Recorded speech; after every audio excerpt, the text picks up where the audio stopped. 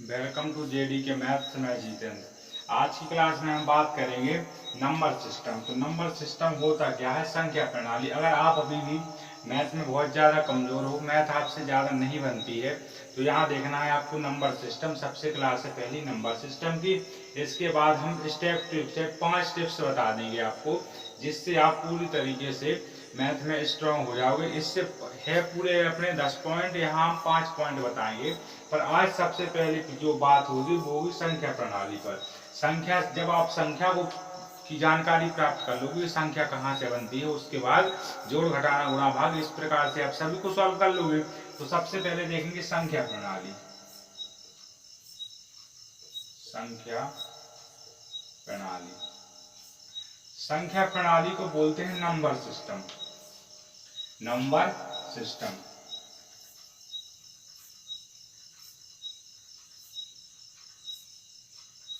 Number system. तो number system में दो बातें को ध्यान रखना है कि संख्या होती है, एक तो होती है संख्या आपकी छोटी संख्या, एक होती है बड़ी संख्या। तो यहाँ अगर छोटी संख्या पूछी जाए तो छोटी संख्या क्या कहलाती है? छोटी संख्या वह संख्या, छोटी संख्या और बड़ी संख्या। तो छोटी संख्या होगी जो छोटा होगा, और बड़ी संख्या होगी जो बड़ी होगी।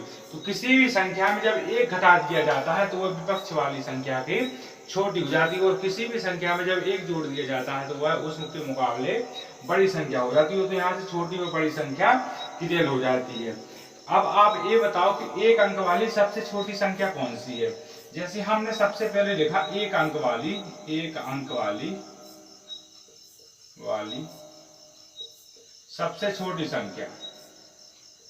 सबसे छोटी संख्या हमने एक अंक वाली देखी तो मिली एक। ठीक है, अगर एक अंक वाली सबसे छोटी संख्या मिलती है एक, तो हम और फिर दो अंक वाली, दो अंक वाली, दो अंक वाली संख्या कितनी है? सबसे छोटी संख्या दो अंक वाली कितनी है? सबसे छोटी संख्या होती है 10। ठीक है, यहां से अगर एक जोड़ देंगे तो इसके मुकाबले तो बड़ी हो जाएगी। पर अगर 99 लिखे हैं, 99 ये दो अंक वाली सबसे बड़ी संख्या है, सबसे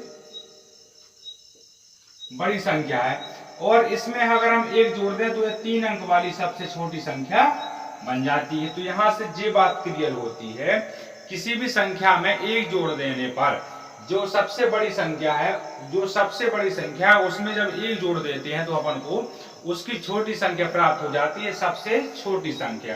तो यहां से होती है छोटी व बड़ी क्लियर। इसके बाद अगर आपसे इकाई दहाई बनती है तो ठीक है, नहीं तो इकाई दहाई देख लेना, क्योंकि अगर आपसे इकाई दहाई नहीं बनेगी तो ये सॉल्यूशन आप बहुत ही मुश्किल से कर पाओगे। यहां देखना इकाई और दहाई। तो इकाई दहाई होता क्या है? जो संख्या का पहला अक्षर होता है वो होता है इकाई का।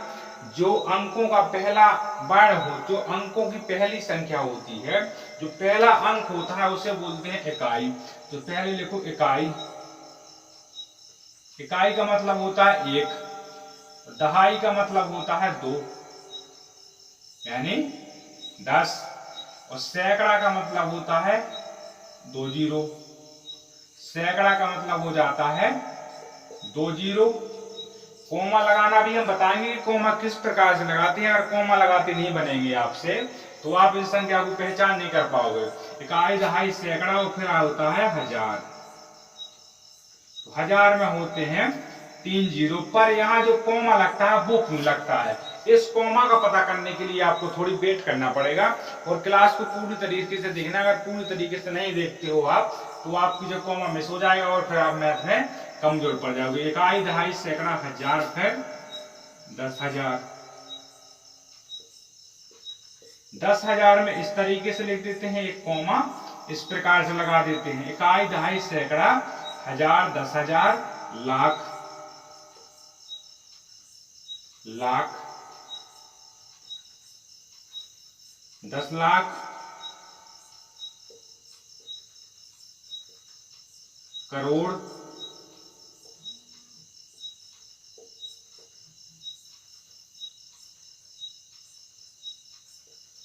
दस करोड़,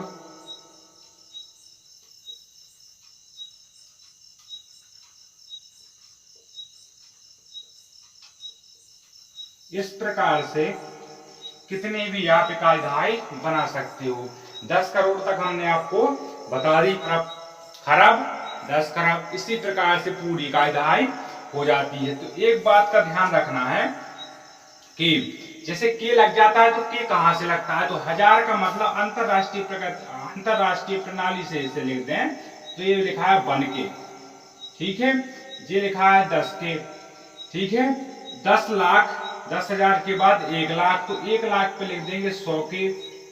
100 के बाद हो जाता है 1 मिलियन, यानी 10 लाख पे बनता है मिलियन, फिर 10 मिलियन, फिर 100 मिलियन, और इस प्रकार जब 10 करोड़ के बाद, यहाँ 10 करोड़ के बाद, 10 करोड़ के बाद जब बनता है 1 अरब, जब अरब बन जाता है तो बन जाता है बिलियन, मिलियन का बाद बिलियन। तो यहाँ ये मिलियन और अंतरराष्ट्रीय प्रगति में जी आपके जी क्लियर हो जाते हैं। इसके बाद आगे बात कोमा पर, विराम चिन्ह कैसे लगते हैं, कोमा कैसे लगते हैं। तो सबसे पहले जो विराम चिन्ह लगता है, सबसे पहले 3 अंक इकाई के खंड के होते हैं, वो होते हैं 1000 के। सबसे पहले इकाई के जो 3 खंड होते हैं, मतलब जो 3 खंड होता है, जो 3 खंड वाला, जो 3 खंड वाला सब 1000 का प्रदर्शन कर रहा है। जितने में 3 जीरो लग जाते हैं और 3 के बाद कॉमा लग जाता है तो खंड हो जाते हैं वो दाईं ओर से। दाईं ओर से जो 3 खंड बनते हैं, सबसे पहले जो इकाई की, सबसे पहले दाईं ओर से इकाई से 3 खंड बनते हैं जो वो होते हैं 1000 के।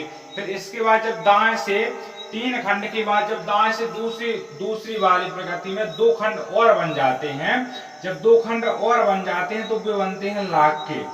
1000 के बाद वो लाख के बन जाते हैं। उसके बाद जब 2 खंड और बन जाते हैं तो फिर बनते हैं वो सीधे करोड़ के। इसके बाद करोड़ के बाद जितने भी खंड बन जाएंगे इस प्रकार से लिख देंगे। तो इसके बाद इसके लिए ये हुआ कि जो दाएं ओर से पहले 3 खंड होंगे, जो पहले 3 खंड जो होंगे वो सब होंगे 1000 के होंगे। और दाएं से उसके बाद जो दूसरे नंबर के खंड होंगे, दूसरे नंबर के दूसरा जो खंड होगा, जो दो दूसरे खंड होंगे वो सब होंगे लाख में।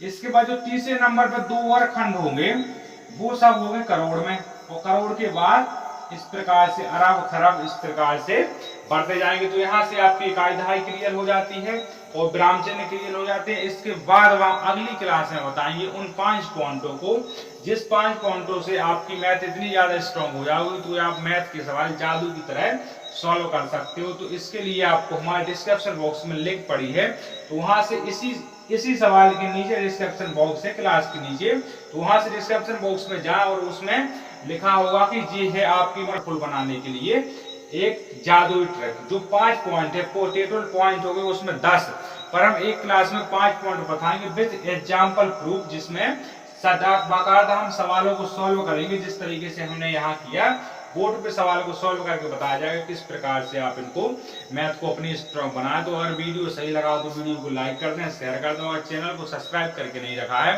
तो भाई साहब चैनल को सब्सक्राइब कर लीजिए, देखना क्या है उसमें, कर दीजिए चैनल को सब्सक्राइब बेहतरीन तरीके से। और हम अभी तक 10वीं और 9वीं क्लास के सभी ब्लूप्रिंट डाल चुके हैं न्यू एनसीईआरटी के आधार पर, तो उनको भी देख लें। और मैथ की हम सभी क्लास रेगुलर तरीके से डाल रहे हैं और त्रैमासिक परीक्षा के पेपर हम पहले से ही सैंपल पेपर रेगुलर तरीके से डालते जा रहे हैं, तो उन पेपरों को भी देखना ना भूलें। वीडियो सही लग रहा हो